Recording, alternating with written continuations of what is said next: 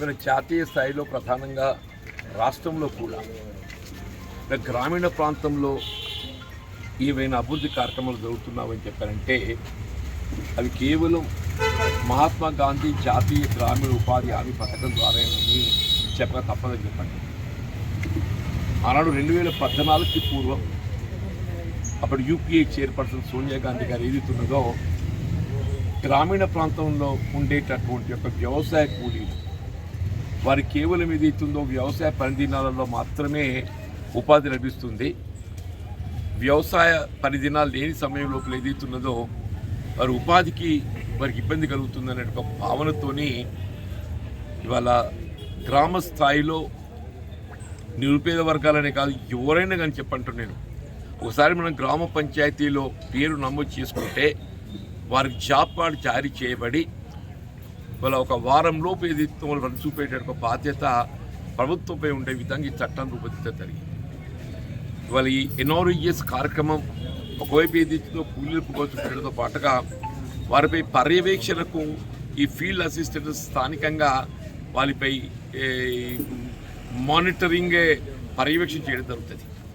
ఇప్పుడు ఫీల్డ్ అసిస్టెంట్స్కి సంబంధించి తెలంగాణ రాష్ట్రం ఏర్పడినప్పటి నుండి కూడా వివిధ కారణాలతో ఎక్కడైతే ఫీల్డ్ అసిస్టెంట్స్ పోస్టులు ఖాళీ ఏర్పడడం జరిగిందో వాటిని భర్తీ చేసుకునే అవకాశం ఉండే. ఇప్పుడు ఫీల్డ్ అసిస్టెంట్స్కు చెల్లించబడేటువంటి ఒక వేత భత్యాలు ఏదైతున్నదో మన కేంద్ర ప్రభుత్వం పొందేటట్టు ఒక అవకాశం ఉన్నది. కానీ ఫీల్డ్ అసిస్టెంట్ పోస్టు భర్తీ చేయకుండా కేవలం సీనియర్ లేబర్ ఎవరైతే విద్యలో ఎక్కువ చదువుకున్న వాళ్ళు ఉంటారో వాళ్ళు మేట్గా గుర్తించి ఆ మేట్ ద్వారానే ఫీల్డ్ అసిస్టెంట్ యొక్క సేవలను పొందడం జరుగుతుంది. దీంతో ఏదైతుందో మనం ఆశించిన మేరకు పనుల పర్యవేక్షణ చేపట్టడం జరగలేదు. అలా వాస్తవంగా వల్ల రాష్ట్రంలో గత ప్రభుత్వం అమలు తలపెట్టినటువంటి ఏ కార్యక్రమం ఈవెన్ మీకు హరితహారంకి వెళ్ళి చెప్పంటున్నాం. హరితహారంలో గుంతలు తీయడమే కానీ, మొక్కలు నాటడమే కానీ, వాటరింగ్ నీరు పోయటమే కానీ, డంపింగ్ యార్డే కానీ, వైకుంఠ ధామాలే కానీ, మీరు క్రీడా మైదానాలే కానీ, ఇలా గ్రామ పంచాయతీ భవన నిర్మాణాలే కానీ, ఇలా పాఠశాలకు సంబంధించినటువంటి నిర్మాణాలకు సంబంధించే కానీ, ఇలా గ్రామ స్థాయిలో అమలు చేయబడ్డటువంటి ఏ కార్యక్రమం అయినా కానీ ఎన్ఆర్ఈఎస్ లింకేజ్ లేకుండా ఏ కార్యక్రమం అమలు చేయబడ్డ జరగలేదమ్మా. అంటే ఇవాళ నిజంగా ఎన్ఆర్ఈఎస్ అనేది ఇంత గొప్ప కార్యక్రమం కాదని చెప్పంటే ఎవరు కూడా ఊహించరు. ఒకటి ఏదైతుందో ఉద్యోగ భద్రత, ఇలా చదువుకున్నడానికి ఉద్యోగ అవకాశం ఉందో లేదో తెలియదు, కానీ గ్రామీణ ప్రాంతంలో ఉండేటటువంటి విద్యావంతులు కూడా ఇందులో పేరు నమోదు చేసుకుంటుండ్రు.